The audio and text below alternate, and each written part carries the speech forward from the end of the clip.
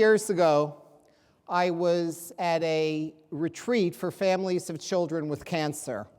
We were sitting around in a circle, in a formal kind of a meeting, and a young chassid said that previous year, his son was diagnosed with leukemia. 10 days later, he's sitting in synagogue, sitting in shul on Yom Kippur, and he said a wave of happiness washes over him like he's never experienced in his entire life. And I was puzzled. What does that all mean? And then I was even more puzzled when I look around the room and I see everybody, all the other parents, nodding in agreement with tears glistening in their eyes. And it got me to thinking, how does the secular view of happiness, which is tied etymologically to words like hapless, happenstance, haphazard, kind of hinting that if you're lucky enough to have money, if you're fortunate enough to be living a life where everything falls your way, you'll be happy. But otherwise, maybe not. And how does that differ from the Jewish view, the Jewish word for happiness, simcha? And what we have to understand is that happiness really matters. Research in positive psychology, especially over the last decade, has shown that happy people are more loving, more forgiving, more creative. Turns out that this positive psychology research has roots that are very deeply set in Jewish wisdom, and they inform some of the problems facing the Jewish community today. What we're going to do together now is look at 3 issues facing the community and talk about how some of the insights in positive psychology, informed by millennia-old Jewish wisdom, can help us come up with some ideas on how to address those problems. The first issue I wanted to talk about is the issue of goals, life writ large, the big picture. We're living lives that are often extremely pressured. We have pressures in terms of family pressures, pressures in terms of work, in terms of community obligations, and often that doesn't leave us enough time for a step-back response to think about the big picture. If I told everybody here to spend 20 minutes, don't worry about spelling, don't worry about grammar, and write about the best possible self that you could imagine over the next 10 years. Where do you want to be professionally in the next 10 years? What are your dreams in terms of your family progress in the next 10 years? And then I had you do that over a 4-day period, 4 sequential days. The research shows 2 things will happen. Your happiness levels will shoot up. Actually, your simcha levels will shoot up.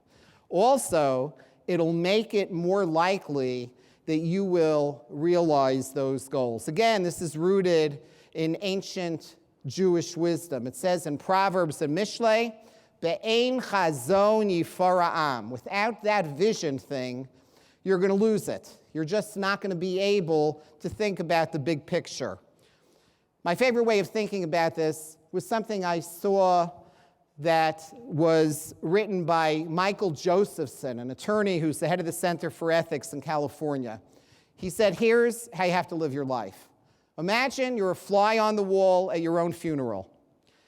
And you could feel and you could think and you could see what are the 3 ways that you most want to be remembered. What are the 3 ways that you want to be remembered by your family, by your grandchildren, great-grandchildren, and so on? And he says, hold those in your mind and then live life backwards. But the goals have to be intrinsic. They have to tie into the essential inner spark of our uniqueness. Because if they don't, they're not going to be tied to simcha. They have to come from inside. If they're coming from extrinsic pressures, what you think other people think, it's not going to work. Rabbi Cook has a brilliant way of discussing this. He says the following, Yesh ben chorin sherucho ruach shel eved. There's a free man who has the spirit of a slave. V'yesh eved sherucho malei acheros. And there are slaves who has a spirit filled with freedom. Haneman la'atzmiyuso ben chorinhu. If you're faithful to your inner self, you're a free person. Second issue I want to talk about is more the moment, not the broad screen, the broad canvas of goals. But what about living in the minute? What about mindfulness? Research in positive psychology shows that savoring, stopping to enjoy the really precious moments in our life, makes an enormous, enormous difference in terms of happiness. When I go to different parts of the world and talk to children attending Jewish high schools, and I talk to them about their lives and about their spirituality, they almost all say the same thing. They almost all say, there's not enough stillness in our day. And they describe days that go from constant texting and constantly being connected in one way or another to their devices and running from subject to subject during their school day. It's interesting. Almost 1,000 years ago, Rabbeinu Bachya talked about a 4-word prayer that informs our times and informs this issue. He said, Hashem yatzileni mi pisur hanefesh. God save me from fragmentation of my soul. Jewish world has an antidote to this. It's called Shabbos. Shabbos is about being, not doing. It's about the ability to step back and savor what's most important in our lives. Let's go revisit the story of that young chassid at the cancer retreat. What was going on there? How could he describe 10 days after what must be one of the most traumatic challenges of life as being infused with happiness and have all the other parents agree with him? The answer was that at that moment, he was tied to what matters. It was the opposite of fragmentation. He was tied and surrounded by family, friends, and faith.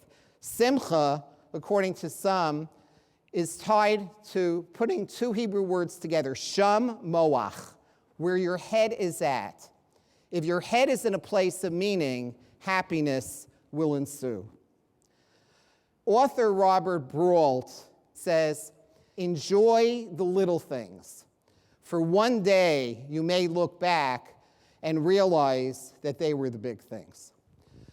The third and final issue I wanted to talk to you about is gratitude. You know, there's a series of studies done by Dr. Luther at Columbia University, psychologist there. And she looked at groups of very wealthy adolescents in a New York suburb. And she compared them to kids from a lower socioeconomic background and found, much to her surprise, a higher rate of depression, anxiety, and alcoholism. Then she worked to deconstruct, what's that all about? And one of the core ingredients she found behind what she termed affluenza is that these adolescents often had a sense of entitlement, a sense that I have what's coming to me, total lack of gratitude for the incredible kindness and gifts that their life was about. The very word to be Jewish, Yehudi, is rooted in the word for gratitude. It's a core Jewish value. And again, the research in positive psychology tells us that it's not only tied to happiness, it's tied to health. A number of years ago, I was in Hawaii at a conference. I had to give a paper, I volunteered to go there. And I'm sitting outside alone in between sessions, and I'm seeing this unbelievable beauty. The sun is setting over the water. It was a scene of unimaginable beauty. The only other person there was a hotel worker. And I look at him, and I say, sir, I can't even imagine how lucky you are to be living and working in a place surrounded by such beauty. And he looks at me truly puzzled, and he says, sir, I don't see what you're seeing. I dread coming to work Monday morning as much as the next guy. What does positive psychology tell us about how to overcome this habituation? Is that you have to develop a habit of attention to what matters most in life. How do you do that? So one of the positive psychology exercises that's been documented to really teach gratitude is the regular count your blessing exercises. Very often we recommend that at a Friday night meal or a meal where the whole family is together, you go around the table and do count your blessing exercises. When you ritualize it and build it into the fabric of your life, it starts to happen. Let me end with a story.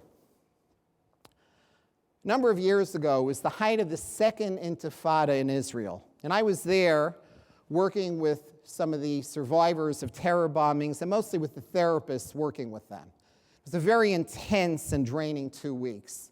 And I had to rush to catch a plane to England where I was going to be at a conference. And as I'm about to leave Jerusalem, I figured I'd take a chance, even though I had tight connections. And I told the cab driver, I'll pay you for your waiting time. Please just drop me off. There was a wedding of a friend's daughter taking place. I figured I'd rush in and give a quick mazel tov. I run in. The wedding ceremony is outside, and it was an unbelievably beautiful ceremony. Weather was perfect. Sun is setting over the ancient walls of Jerusalem. It was probably the happiest bride and groom I ever saw in my life. And it felt like an uncommonly spiritual moment. I was extremely happy. I rushed into the cab, catch the plane to Heathrow, come back to JFK just in time for Shabbos. And I'm jet lagged, I'm emotionally drained, and I'm sitting around the table Friday night, and my wife says, okay, let's go around the table and talk about something from the week we're grateful for. And I think to myself, this is for other families, not for me. I don't want to do this. But she persisted and went around to all my kids, and I was going to pass. But then the wedding popped in my mind. I'd forgotten about it. And as I share my memories of that wedding, I literally feel it going from short-term memory into long-term memory is a memory that I could draw on at any time, a memory I could be grateful for. And that's the way I want to leave you, is with the image and the importance of just simple things, being able to think about our goals as we live life backwards, think about developing mindfulness as we savor the most precious moments of our life, and develop a sense of true gratitude as we develop a habit of attention to everything we need to be grateful for. And as we do that, I'm confident that our lives as individuals and as members of our family and as members of our community will be infused with simcha.